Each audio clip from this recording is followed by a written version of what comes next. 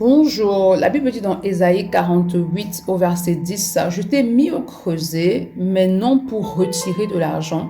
Je t'ai éprouvé dans la fournaise de l'adversité.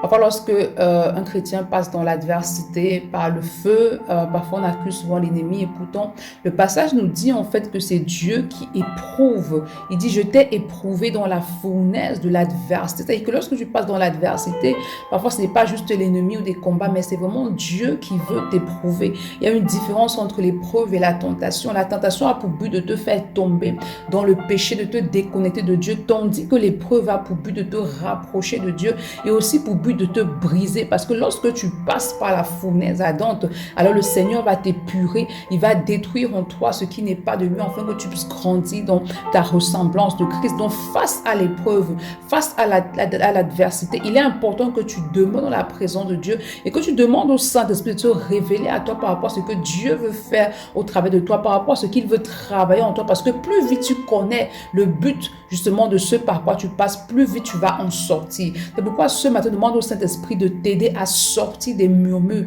des lamentations, qui t'aident à ne pas tomber dans les questionnements envers Dieu. Demande au Saint-Esprit de t'aider à prier, à demeurer dans l'intimité jusqu'à ce que tu aies la révélation de ce que Dieu veut accomplir dans ta vie en cette saison. Bonne journée. Shalom.